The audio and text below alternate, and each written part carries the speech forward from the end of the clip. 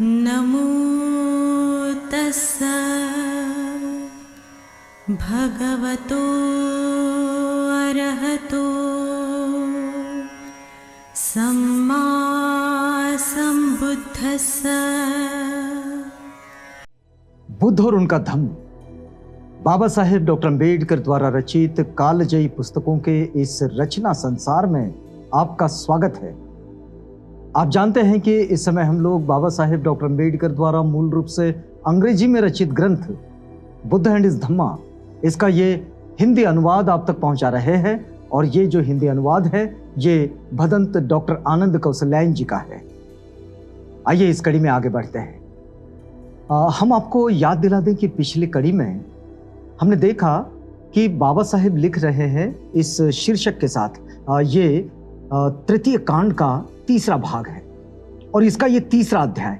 बाबा साहेब लिखते हैं कि निब्बाण प्राप्त करना ही धम्म है। अब ये तथागत की शिक्षाओं से आता है और इसे अब बाबा साहेब इस शीर्षक के साथ आगे बढ़ाते हैं। तो बाबा साहेब एक बात लिखते हैं, पिछली कड़ी में हमने देखा कि तथागत ने उस वक्त की जो निब्बाण के संबंध में जितनी भी मान्यताएं थी उन सारी मान्यताओं को नकार कर, मतलब उनके पूर्वजों की जो मान्यताएं थी उन सब को नकार कर एक नई परिभाषा दी। तो उस परिभाषा को बाबा साहेब यहां पर समझा रहे हैं और यहां लिखा गया है कि निब्बाण के 4 रूप थे। एक लौकिक, यानी कि खाओ पियो मौज करो। दूसरा यौगिक, तीसरा ब्राह्मणी और चौथा औपनिषदिक। इन चारों जगह पर निब्बाण की अपनी अपनी धारणाओं के साथ, मान्यताओं के साथ लोग आगे बढ़ते थे निब्बाण प्राप्ति के लिए। बाबा साहेब लिखते हैं कि ब्राह्मणीय और औपनिषदिक निर्वाण में एक समानता थी कि निर्वाण के दोनों स्वरूपों में आत्मा की एक स्वतंत्र सत्ता स्वीकार कर ली गई थी, चाहे वो ब्राह्मणी मान्यताएं हों या तो फिर औपनिषदिक मान्यताएं हों। इन दोनों में यह समानता थी कि उन्होंने आत्मा की सत्ता को स्वीकार कर लिया था कि आत्मा की कोई सत्ता होती है और ये आत्मा की सत्ता हमारे जीवन पर नियंत्रण करती है और इसके सिवाय हमारा जीवन चल नहीं सकता। बहुत थोड़े फर्क में आज भी आत्मा के द्वारा अपने जीवन को आगे बढ़ाने वाले लोग मिलते हैं और ये लोग इसी धारणा के साथ आगे बढ़ रहे हैं। तो ये आत्मा की एक स्वतंत्र सत्ता इन्होंने स्वीकार कर ली थी और यह सिद्धांत भगवान बुद्ध को अमान्य था। वे इसे बिल्कुल मान्य नहीं करते थे, इसे बिल्कुल नहीं स्वीकारते थे। इसलिए भगवान बुद्ध को निर्वाण के ब्राह्मणी और औपनिषदिक स्वरूप का खंडन करने में और उसे अस्वीकार करने में कोई कठिनाई नहीं हुई। अब तथागत पहले से ही आत्मा का कोई अस्तित्व मानते ही नहीं थे। उनके सारी जीवनचर्या में और फिर उनके पूरे रिसर्च में, उनके शोध में ये कहीं नहीं उनको मिला कि कोई आत्मा नाम की चीज होती है। तो उन्होंने इस सिद्धांतों को हटा ही दिया। तो ब्राह्मणी सिद्धांत और औपनिषदिक सिद्धांत ये उनके दायरे से बाहर हो गए। अब देखिए कि निब्बाण की भौतिक कल्पना इतनी अधिक जड़ता लिए हुए थी कि वो कभी भी बुद्ध के गले से उतर ही न सकती थी। इसमें कुछ आध्यात्मिक तत्व ही नहीं था। बाबा साहेब लिखते हैं कि भौतिकवादियों की निब्बाण की जो भौतिक कल्पना है, जिसे लौकिक कहते हैं या फिर जिसको सामान्य भाषा में कहते हैं खाओ पियो मौज उड़ाओ, ये जो बात है ये कहने वाले भी लोग बहुत मिलते हैं कि कल तो मरना ही है, बस आज है तो आज मस्त खाओ पियो मौज उड़ाओ, क्या रखा है इस जीवन में। तो ये कहने वाले भी लोग मिलते हैं। तथागत को ये बात भी मान्य नहीं थी। देखिए बाबा साहेब लिखते हैं कि निब्बाण की भौतिक कल्पना इतनी जड़ता लिए थी, इतनी जड़वादी है कि कभी भी वो बुद्ध के गले से नहीं उतर सकती थी और इसमें कुछ भी आध्यात्मिक तत्व नहीं था।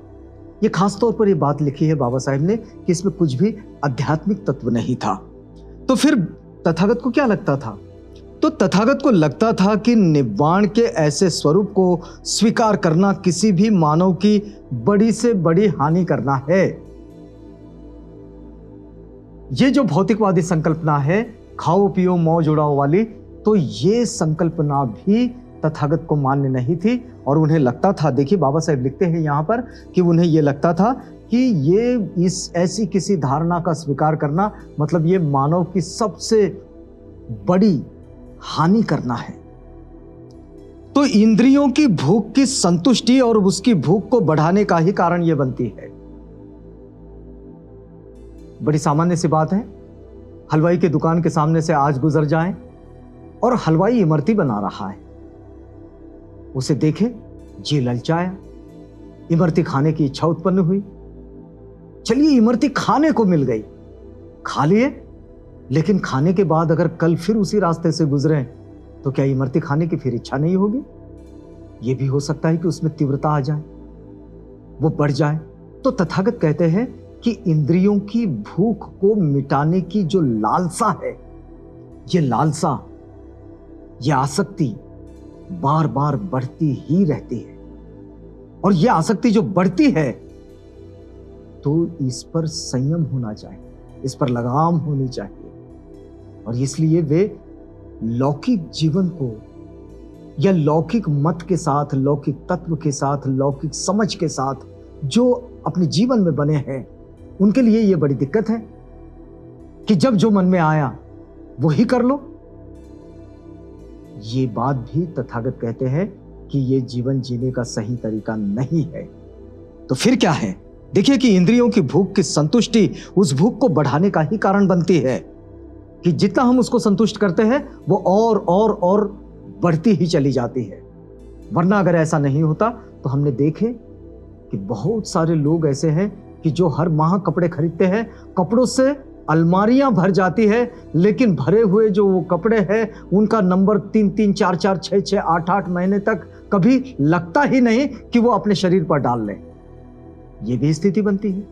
लेकिन कपड़े खरीदने की लालसा, ये जो चाहत है, उसकी संतुष्टि के साथ और भी बढ़ती है, ये तथागत कहते हैं। और हमें व्यावहारिक रूप में ये सब देखने को मिलता है।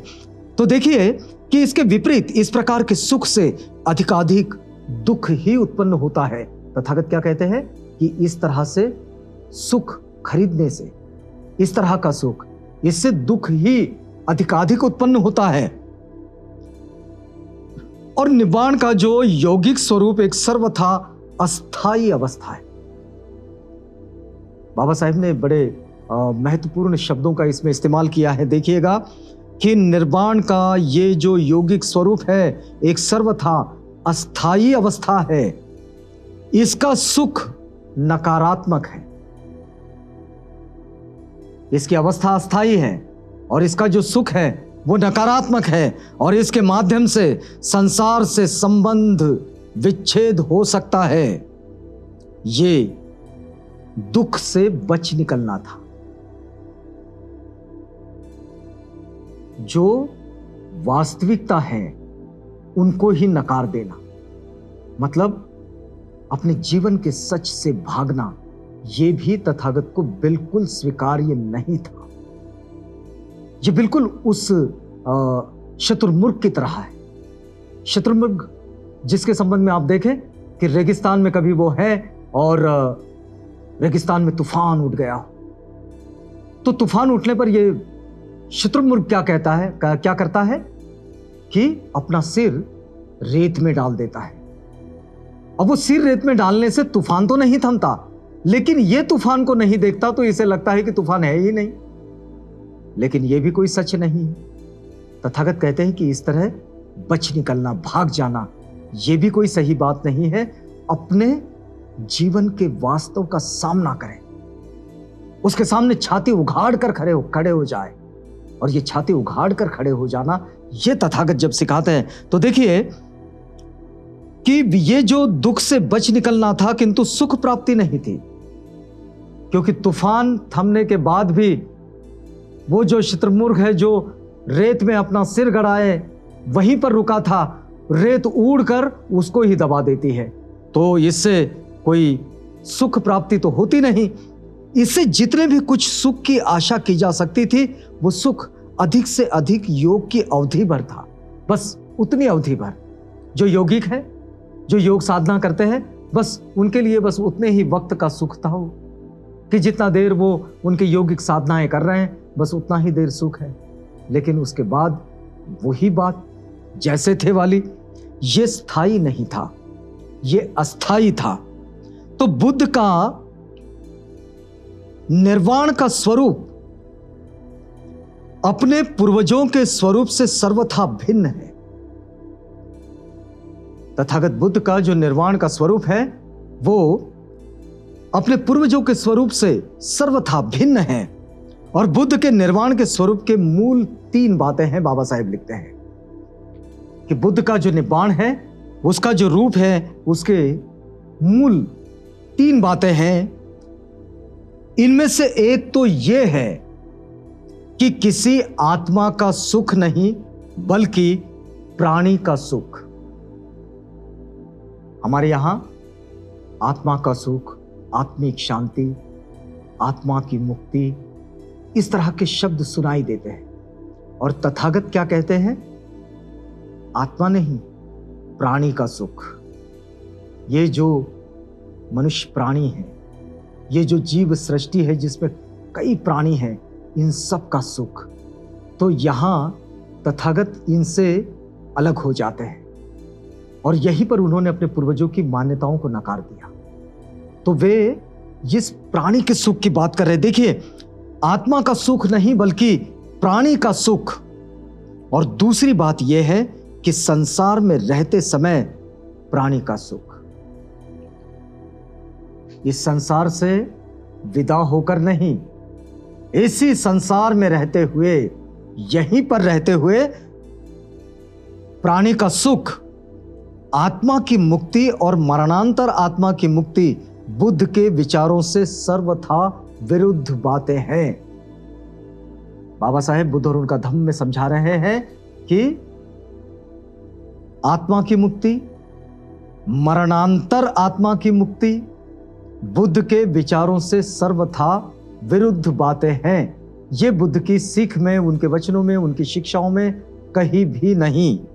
और फिर तीसरी बात जो बाबा साहेब लिख रहे, देखिए, तीसरा विचार जो बुद्ध के निब्बाण के स्वरूप का मूल आधार है, वो है राग और द्वेष की अग्नि को शांत करना। यानी कि राग अग्नि और द्वेष अग्नि, इन्हें शांत करना। राग और द्वेष आसक्ति में, आसक्ति तृष्णा है, और तृष्णा अविद्या है। यही तो दुख है। तो तथागत सिखाते ये हैं। और फिर यहां से ये जो 3 बातें हैं तथागत की शिक्षा में, उन्होंने उनके पूर्वजों के मत जो है वो इस तरह से नकार दिए। फिर देखिए, राग तथा द्वेष प्रज्वलित अग्नि के समान है। क्या कहते हैं कि राग और द्वेष प्रज्वलित, जलती हुई आग की तरह, प्रज्वलित अग्नि की तरह है। और ये बात भगवान बुद्ध ने अपने उस प्रवचन में कही थी जो उन्होंने बुद्ध गया में रहते समय भिक्षुओं को दिया था। तो बोध गया का ये जो प्रवचन है जो भगवान बुद्ध ने दिया, और जब उन्होंने कहा भिक्षुओं से जो बात कही, उस बात से आपको जोड़ेंगे, लेकिन यहां हमें रुकना होगा क्योंकि ये वक्त पूरा होता है। तो आगे दीजिएगा, वादा करते हैं कि कल आपसे पुनः भेंट होगी जब हम बुद्ध और उनका धम्म की इसी पठन पाठन की प्रक्रिया में आगे बढ़ेंगे। तो तब तक के लिए हमें इजाजत दीजिएगा।